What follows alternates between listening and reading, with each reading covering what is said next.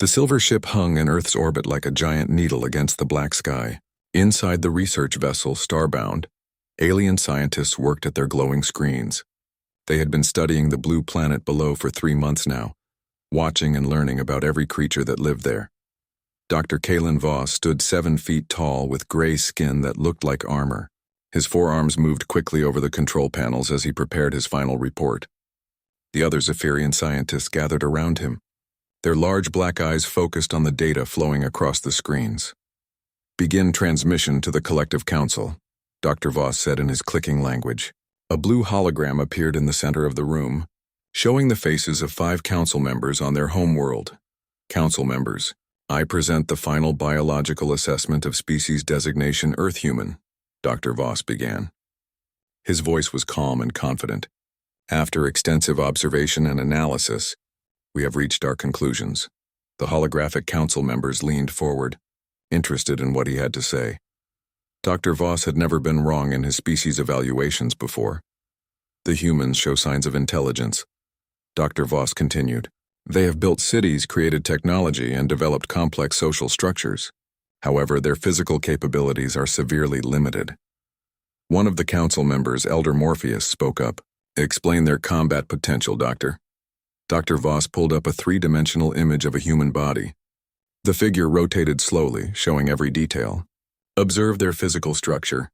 They possess no natural weapons whatsoever, no claws like the Drakmari, no fangs like the Vorthan, no poison glands like the Nexari, no armored skin like our own species." He pointed to different parts of the human body with one of his clawed hands. "Their teeth are flat and designed for eating plants and soft meat.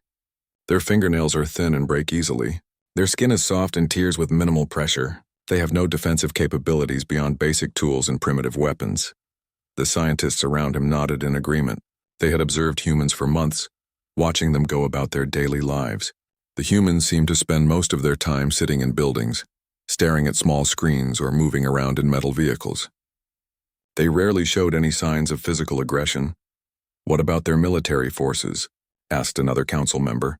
Dr. Voss brought up images of human soldiers. "Their warriors rely entirely on artificial weapons. Remove these tools and they become helpless. We have observed their training exercises.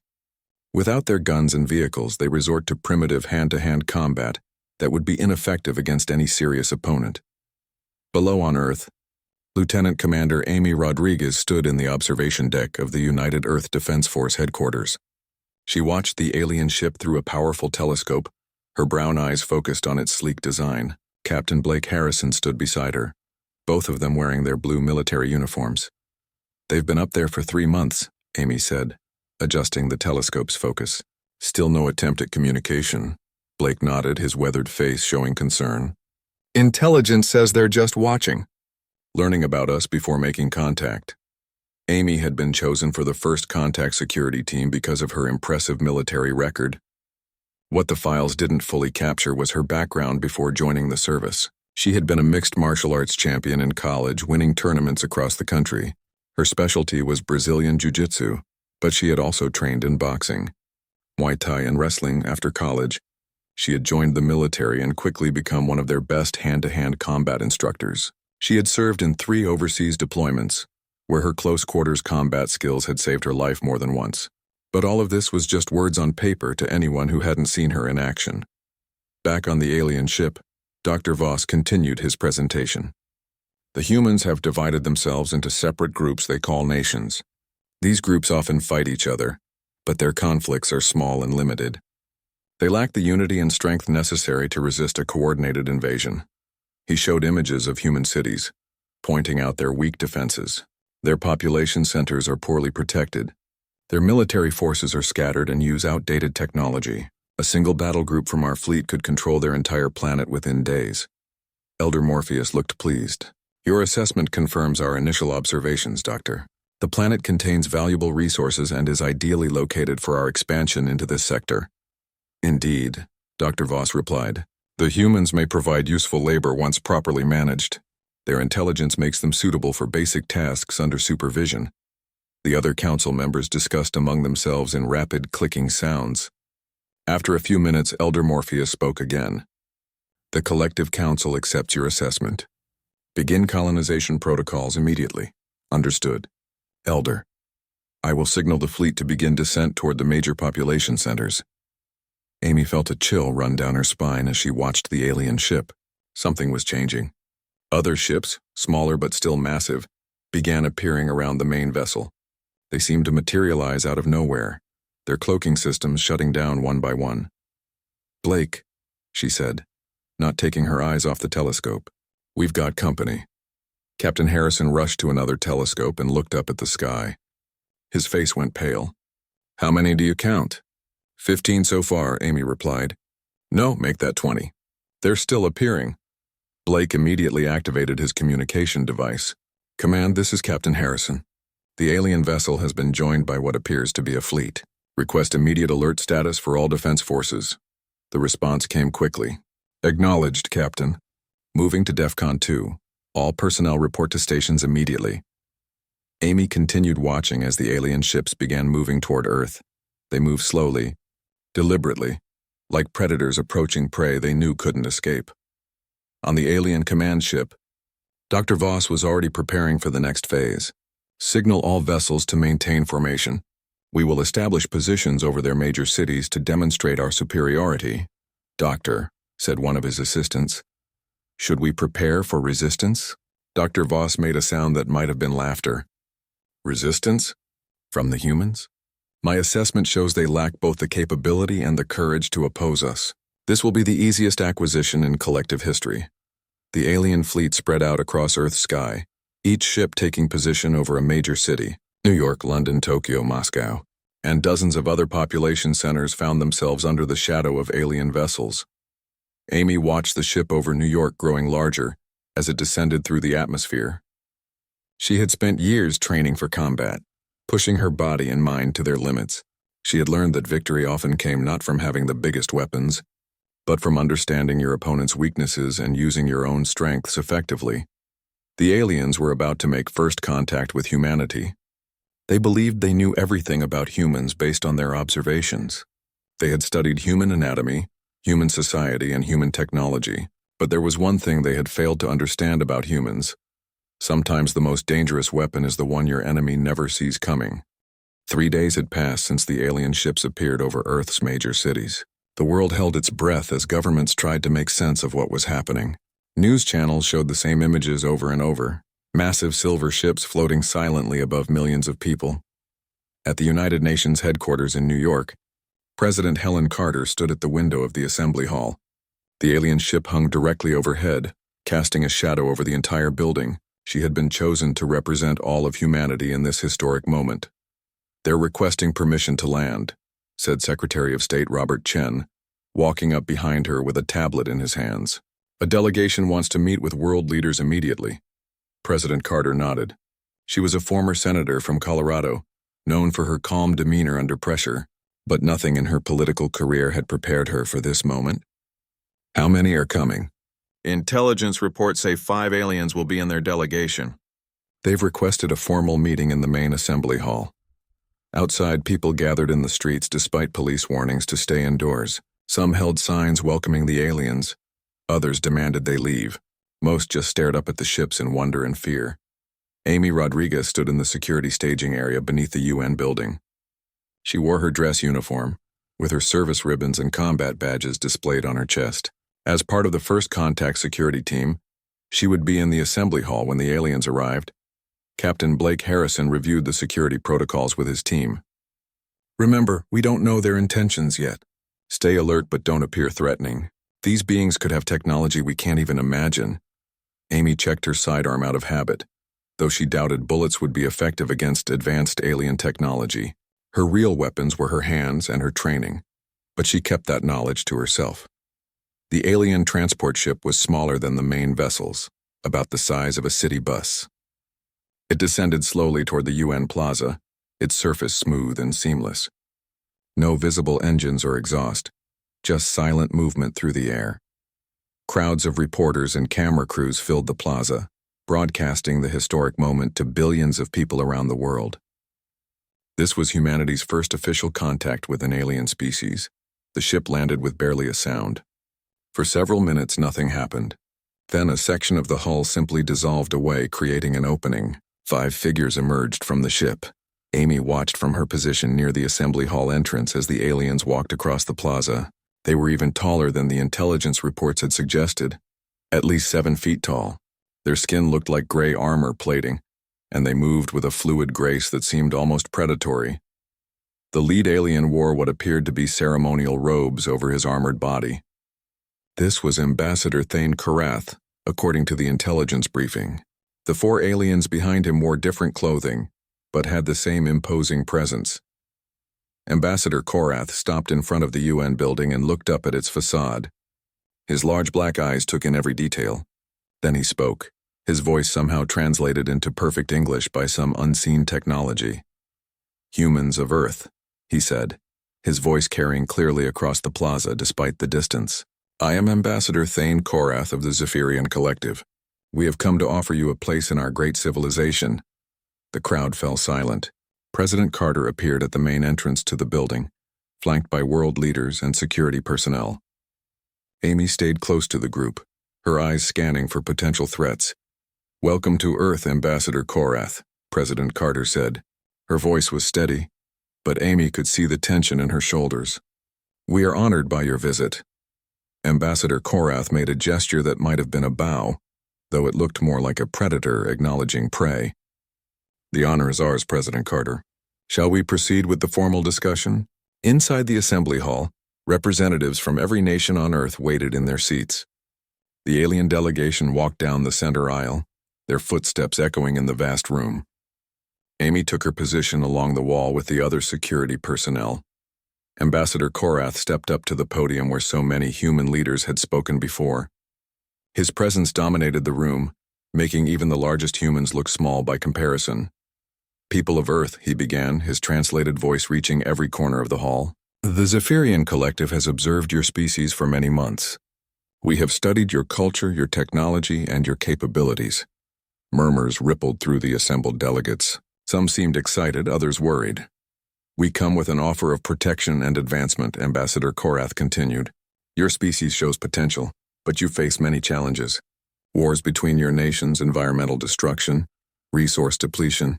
These problems will only grow worse without guidance." President Carter leaned forward in her seat. "What kind of guidance are you offering, Ambassador?" "The Collective has brought peace and prosperity to hundreds of worlds across the galaxy. We offer the same to Earth. In exchange for accepting our protection, humanity will gain access to advanced technology and knowledge beyond your current understanding." The translator made his words sound reasonable, even generous, but Amy noticed that the other aliens were scanning the room with their dark eyes, studying the humans like scientists examining lab specimens. "What would this protection involve?" asked the Secretary General of the United Nations. Ambassador Korath's expression didn't change, but something in his tone became more firm. "Human governments would operate under collective oversight. Your military forces would be integrated into our defense structure. Your resources would be managed efficiently for the benefit of all." Several delegates began talking among themselves. Amy could see that some understood what the alien was really offering, while others seemed confused by the diplomatic language. President Carter stood up slowly. "Ambassador, are you asking us to surrender our independence?" "I am offering you survival," Ambassador Korath replied. His voice carried a hint of impatience now. "Your species lacks the natural advantages necessary to thrive in a hostile galaxy. Without collective protection, you will eventually destroy yourselves." One of the aliens behind him stepped forward and activated a small device. A combat drone materialized in the center of the assembly hall, floating silently above the delegates' heads. The drone was about the size of a person, with sleek curves and no visible weapons. But something about its presence made everyone in the room uncomfortable. It moved with mechanical precision, scanning faces and taking readings of some kind. "This is a standard collective security drone," Ambassador Korath explained. "It represents the kind of technology that protects our member species. Observe its defensive capabilities." Several security guards reached for their weapons, but Captain Harrison quickly signaled them to stand down. The situation was too delicate for hasty actions. The drone suddenly projected a shimmering energy field around itself. One of the UN security officers, probably acting on instinct, drew his pistol and fired 3 shots at the drone. The bullet struck the energy field and simply vanished, absorbed completely without even slowing the machine down. Your primitive weapons are useless against collective technology, Ambassador Korath said. His tone had become openly condescending. This drone is considered obsolete by our standards, yet your most advanced military could not damage it. Amy watched the drone hover above the terrified delegates. She noticed how it moved, the way it adjusted its position, the slight delays in its responses when changing direction. Her training had taught her to observe enemy movement patterns, looking for weaknesses and opportunities. The machine was impressive, but it was still just a machine. And Amy had learned long ago that every machine had limits. The tension in the assembly hall was thick enough to cut with a knife. Ambassador Korath stood at the podium, his imposing figure casting a long shadow across the room. The combat drone continued its slow patrol above the delegates, its presence serving as a constant reminder of alien technological superiority. "You have 1 hour to consider our offer," Ambassador Korath announced. His translated voice echoed through the silent hall. "The Collective Council is not known for its patience, and this generous proposal will not remain available indefinitely." President Carter remained standing, her face pale but determined. "Ambassador, surely such an important decision requires more time for discussion. We're talking about the future of our entire species." Ambassador Korath made a gesture with one of his 4 arms, and the drone moved closer to the human delegates. Several people ducked instinctively as the machine passed over their heads. "Your species has a saying about looking a gift horse in the mouth," the ambassador said. "We offer protection, technology, and guidance. In return, we ask only for cooperation and acknowledgement of collective authority. Many worlds have prospered under this arrangement." The French president, Maria Dubois, stood up slowly. "What happened to the worlds that refused your offer?" The question hung in the air like a blade. Ambassador Korath turned his large black eyes toward her, and for a moment his diplomatic mask seemed to slip. "Those worlds learned the hard way that independence is an illusion in this galaxy," he said. "The universe is filled with predators much worse than us. The collective at least offers its client species dignity and purpose." Amy Rodriguez watched the exchange from her position near the wall. She could see the fear in the delegates' faces, the way they glanced nervously at the drone overhead. But she also saw something else, anger. Humans didn't like being threatened, even when the threat came with polite words. The drone suddenly projected a holographic display showing massive warships in space. The images were clearly meant to demonstrate the collective's military might. Ships the size of cities, weapons that could crack planets, armies of combat drones identical to the one floating above them. "This is a small sample of the collective fleet," Ambassador Korath explained. "Each of these vessels carries enough firepower to sterilize a continent. They wait in your system's outer reaches, ready to begin pacification protocols if necessary." Captain Blake Harrison felt his blood run cold. Pacification protocols sounded like a polite way of saying mass destruction. The British Prime Minister Ian Douglas cleared his throat. "Ambassador, you speak of protection, but your words sound more like threats. Are we to understand that acceptance of your offer is mandatory?" "Nothing is mandatory," Ambassador Korath replied, but his tone suggested otherwise. "However, the collective has invested considerable resources in studying your world. We expect a return on that investment." The drone suddenly stopped its patrol and focused its sensors on President Carter. A beam of light scanned her from head to foot, and data began scrolling across its surface. "Your biology is remarkably fragile," Ambassador Korath observed, reading the drone's analysis. "Thin skin, brittle bones, no natural armor or weapons. It's remarkable that your species survived long enough to develop intelligence." Amy felt her jaw clench. The alien was treating humans like weak animals, something to be managed rather than respected. She had dealt with bullies before in the ring and on the battlefield. The approach was always the same. Make your opponent feel helpless, then offer them a way out that benefited you. The drone moved to scan other delegates, its analysis appearing on holographic displays for all to see. Heart rates, stress levels, biological weaknesses. The message was clear. The aliens knew exactly how vulnerable humans were. "Your military forces are particularly inadequate," Ambassador Korath continued. "We observed your training exercises and combat capabilities. Remove your artificial weapons and you become helpless prey for any serious opponent. Amy's hands clenched into fists. She had spent years perfecting her combat skills, learning to turn her body into a weapon more precise than any tool. The alien's dismissive words sparked something dangerous inside her. The German Chancellor Hans Weber stood up with visible effort. Perhaps we could negotiate specific terms. There might be ways to cooperate without complete surrender of sovereignty. Ambassador Korath's expression showed what might have been amusement. Chancellor Weber, you misunderstand the situation. This is not a negotiation between equals. The collective is offering membership to a primitive species out of benevolence, nothing more. The drone suddenly fired an energy beam at one of the marble pillars supporting the hall's ceiling. The ancient stone exploded into dust, sending delegates scrambling for cover. Screams echoed through the chamber as chunks of marble crashed to the floor. That was the lowest power setting, Ambassador Korath said calmly as security personnel helped injured delegates. Consider it a demonstration of the futility of resistance. Amy remained standing while chaos erupted around her. She watched the drone hover in place, its systems cycling down from the attack. The machine's energy field flickered slightly as it recharged, and she noticed a brief delay in its positioning systems. President Carter struggled to her feet, dust covering her dark suit.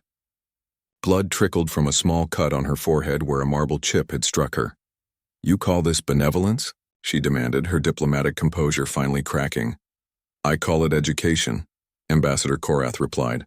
Your species needs to understand reality. The strong dominate the weak throughout the galaxy. The collective offers you a chance to serve the strong rather than be destroyed by them. The drone moved closer to President Carter, its sensors focusing on her elevated heart rate and stress hormones. The machine seemed to be enjoying her fear, if a machine could be said to enjoy anything. Amy studied the drone's movement pattern. It was maintaining a specific distance from potential threats, probably programmed to avoid physical contact with biological entities. Its energy field was impressive against bullets and energy weapons, but she wondered about other forms of attack. 55 minutes remain, Ambassador Korath announced, checking some kind of device on his wrist. I suggest you use that time wisely. The alternative to acceptance is pacification, and I assure you that process is far less pleasant. The other aliens in his delegation hadn't spoken during the entire encounter. They stood like guards, their dark eyes constantly scanning the room for threats. But Amy noticed they weren't watching her closely. To them, she was just another weak human, no different from the terrified delegates cowering on the floor. President Carter wiped blood from her forehead and straightened her shoulders. Despite everything, she wasn't ready to surrender. What guarantees do we have that you'll honor your agreement? She asked. How do we know the collective won't simply enslave us once we accept? Ambassador Korath's patience finally showed signs of wearing thin. You have no choice but to trust us. Your species possesses nothing that could compel the collective to honor any agreement. You exist at our sufferance. The drone pivoted to face the assembled delegates again, its weapon systems powering up for another demonstration. Amy could see the fear in their faces, the way they flinched as the machine approached. She had seen enough. The aliens believed humans were helpless without their technology. They had studied human anatomy and found it lacking. They thought human military training was worthless against superior firepower. Amy Rodriguez had spent her entire adult life proving that assumption wrong. She had learned that victory didn't always go to the strongest or the best armed. Sometimes it went to the fighter who understood that every opponent, no matter how powerful, had weaknesses waiting to be exploited. The drone finished its charging cycle and began moving toward the delegates again. Ambassador Korath watched with satisfaction as humans scrambled to get out of its path. It was time to show the aliens something they hadn't learned from their months of observation. It was time to demonstrate that the most dangerous weapons were often the ones nobody saw coming. Amy Rodriguez stepped away from the wall where she had been standing. The movement was calm and deliberate, drawing no attention from the panicking delegates or the alien guards. Only Captain Blake Harrison noticed her subtle shift in position. The combat drone continued its menacing patrol above the assembly hall, its energy field shimmering as it prepared for another demonstration. Ambassador Korath stood at the podium with his arms crossed, clearly enjoying the terror he had created among the human representatives. 47 minutes remaining, the ambassador announced. I trust the destruction of your ancient architecture has helped clarify the situation. President Carter struggled to maintain her composure as she brushed marble dust from her clothes. Ambassador, surely there must be some room for negotiation, perhaps a gradual integration process, or limited cooperation agreements. President Carter, you continue to misunderstand, Ambassador Korath replied. His tone had become openly contemptuous. The collective does not negotiate with primitive species. We offer protection to those who accept our guidance, and we pacify those who do not. The drone suddenly dropped lower, hovering directly over the French president, Maria Dubois. She pressed herself back into her seat, her face pale with terror. The machine's sensors scanned her frantically beating heart, and data about her fear response appeared on its holographic display. Observe how your biology betrays you, Ambassador Korath said, gesturing toward the readout. Elevated heart rate, increased adrenaline, stress hormone flooding. Your bodies are designed for prey, not predators. Amy continued moving through the chaos of the assembly hall. She appeared to be helping injured delegates, but her eyes never left the combat drone. She was studying its movement pattern, timing its positioning cycles, calculating angles and distances. Years of mixed martial arts training had taught her to see openings where others saw only danger. The drone was impressive, but it moved according to programmed parameters. It maintained specific distances, followed predictable patrol routes, and most importantly, it had never encountered an opponent who understood leverage and momentum.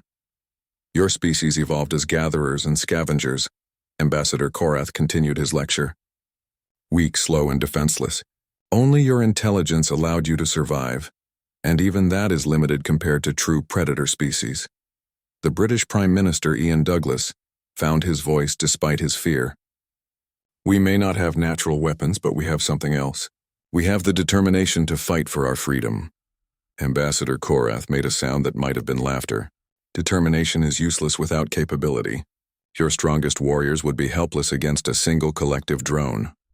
As if responding to his words, the drone suddenly accelerated toward President Carter. She threw up her hands instinctively. Though the gesture would do nothing against alien technology, that was when Amy made her move. She had been positioning herself for this moment, calculating trajectories and timing. As the drone approached President Carter, Amy launched herself forward with explosive speed. Her movement was so sudden that even the alien guards didn't react immediately. One moment she was kneeling beside an injured delegate, the next she was airborne, her hands reaching for the combat drone. The machine's sensors detected her approach, but its programming hadn't anticipated a direct physical assault. It began to adjust its position, but Amy had already committed to her attack vector. She collided with the drone at full speed, her hands locking around its main sensor array.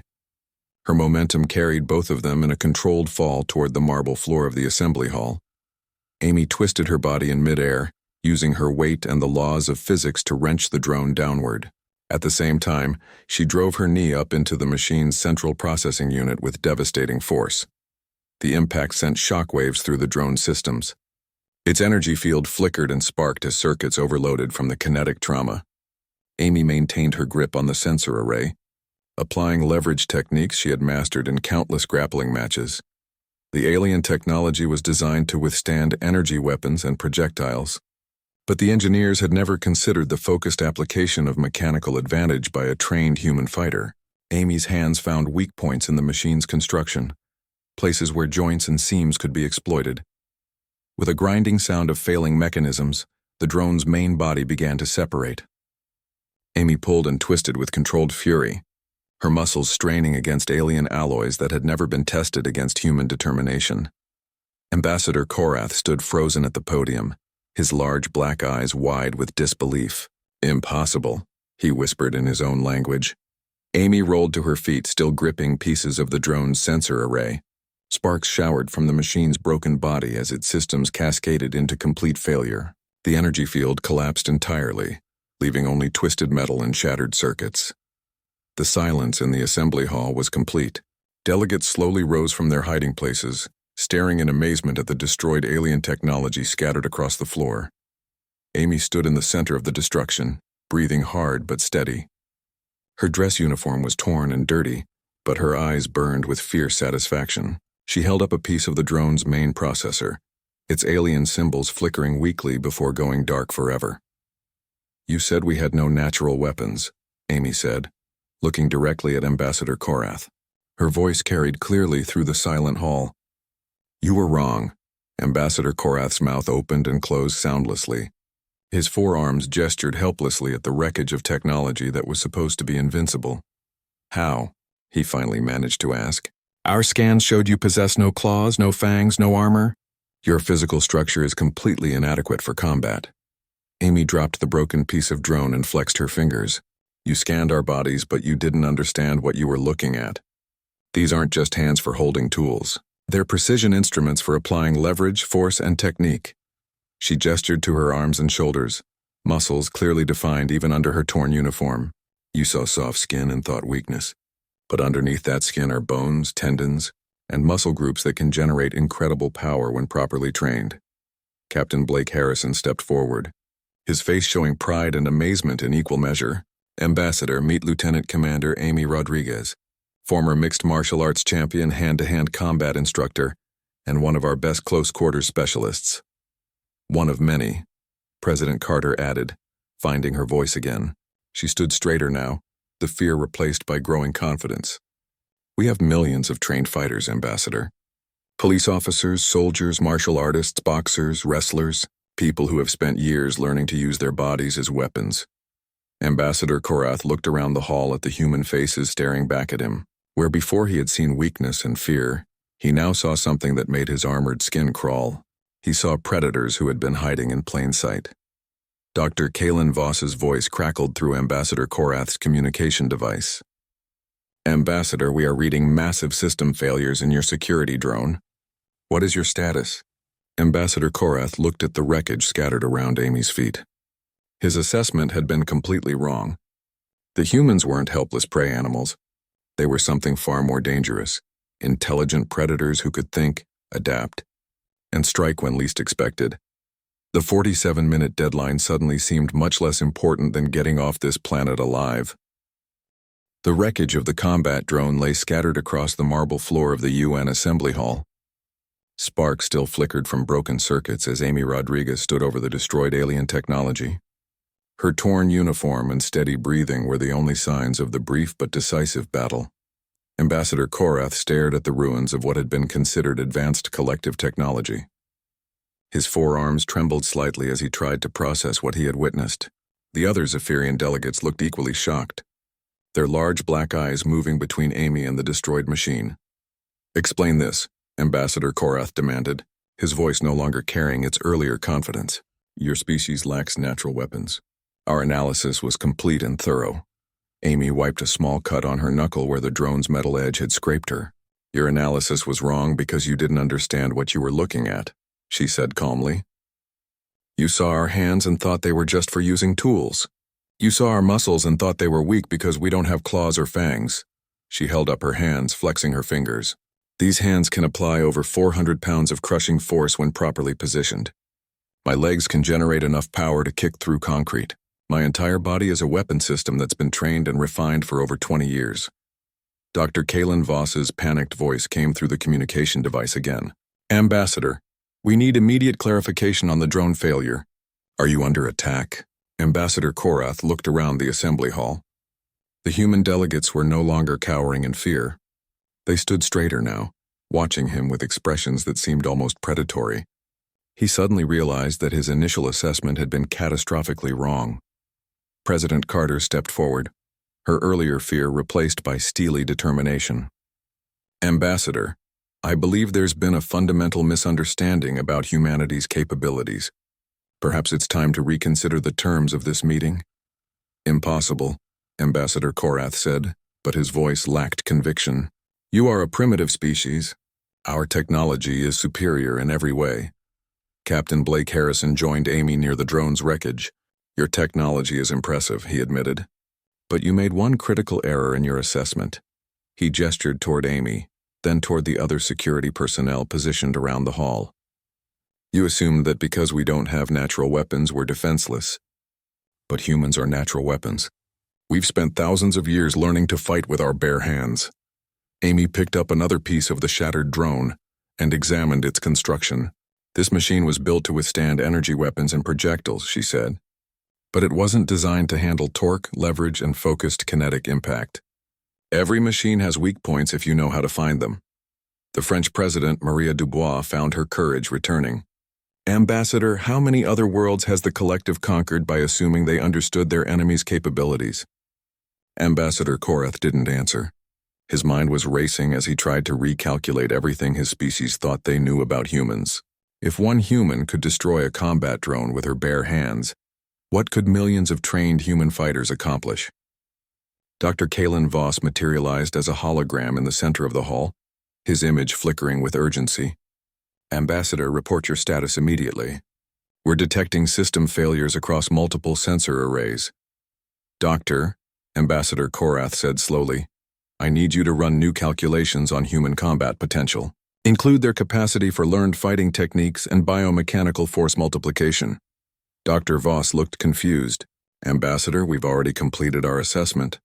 Humans possess no significant combat capabilities beyond their primitive weapons. Amy stepped into view of the holographic projection. Doctor, meet your first miscalculation. She held up the drone's destroyed processor unit. Your invincible technology versus human hands. Your technology lost. Dr. Voss stared at the wreckage, his scientific mind struggling to accept what he was seeing. This is impossible. The drone's defensive systems should have prevented any physical contact. Should have, Amy agreed.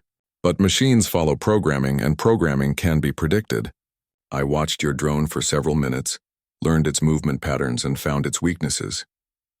The German Chancellor Hans Weber stepped forward. Perhaps, Ambassador, it's time to discuss new terms for human collective relations. Terms between equals rather than conqueror and conquered. Ambassador Korath felt his diplomatic position crumbling. The demonstration of human weakness had backfired spectacularly. Instead of showing human helplessness, it had revealed capabilities that the collective had completely missed. What do you propose? He asked reluctantly. President Carter straightened her jacket and walked to the center of the hall. We propose diplomatic relations between sovereign powers.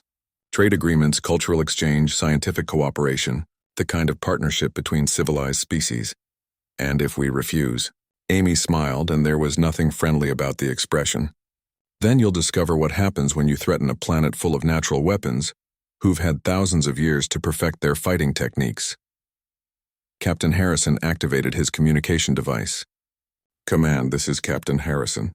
Inform all military branches that the alien threat assessment has changed. Request immediate activation of martial arts training protocols for all personnel. Ambassador Korath realized with growing horror that the situation had reversed completely. His delegation had come to demand surrender from helpless primitives. Instead, they had revealed their own ignorance and awakened something dangerous in the humans. Dr. Voss's voice crackled through the communicator again. Ambassador, the Collective Council is demanding answers. They want to know why our invasion timeline has been disrupted. Tell the Council that our assessment was incomplete. Ambassador Korath replied. Human capabilities were severely underestimated. Invasion is not recommended at this time. The holographic projection of Dr. Voss flickered with surprise. Not recommended? But our analysis showed complete technological superiority. Amy walked over to stand directly in front of the hologram. Your analysis missed something important, Doctor. You can have all the advanced technology in the galaxy, but it doesn't matter if your enemy gets close enough to break it with their bare hands. She demonstrated by crushing a piece of the drone's hull plating between her fingers. The advanced alien metal crumpled like paper under the focused pressure of her grip. Furthermore, President Carter added, you should know that Lieutenant Commander Rodriguez is just one example. Earth has millions of trained fighters. Police officers who practice martial arts, soldiers trained in close combat, professional athletes, weekend warriors who study fighting techniques for recreation, boxing, wrestling, martial arts, mixed fighting competitions. Captain Harrison continued the list. We have entire cultures built around the study of human combat techniques. Ambassador Korath felt sweat forming under his armored skin. The collective had based their entire invasion plan on the assumption that humans were weak and helpless. If that assumption was wrong, then the fleet waiting in Earth's outer system might not be facing defenseless prey. What are your terms? He asked quietly. President Carter smiled. First, Immediate withdrawal of all collective military forces from Earth system. Second, formal recognition of human sovereignty. Third, establishment of diplomatic relations on equal terms. And in return, we don't teach the rest of the galaxy how to destroy collective technology with their bare hands, Amy said simply. Dr. Voss looked back and forth between the humans and Ambassador Korath. Ambassador, surely you're not considering negotiating with primitives. Doctor? Ambassador Korath replied, looking at the destroyed drone scattered around Amy's feet. I'm beginning to think we're the primitives in this conversation. The silence that followed was broken only by the crackling of the drone's failing circuits. Finally, Ambassador Korath activated his communication device. This is Ambassador Korath to all collective vessels. Withdraw to safe distance immediately. Diplomatic status has changed to equals. President Carter extended her hand toward the alien ambassador. Welcome to Earth, Ambassador. I believe this is the beginning of a much more interesting relationship than either of us expected. Ambassador Korath looked at her outstretched hand, then at Amy Rodriguez standing nearby with pieces of destroyed alien technology at her feet. He had come to conquer a world of helpless creatures. Instead, he had discovered that sometimes the most dangerous weapons were the ones that looked completely harmless. He reached out with one of his 4 hands and carefully shook President Carter's offered hand, being very careful not to apply too much pressure. After all, he had just learned that human hands were far more dangerous than they appeared.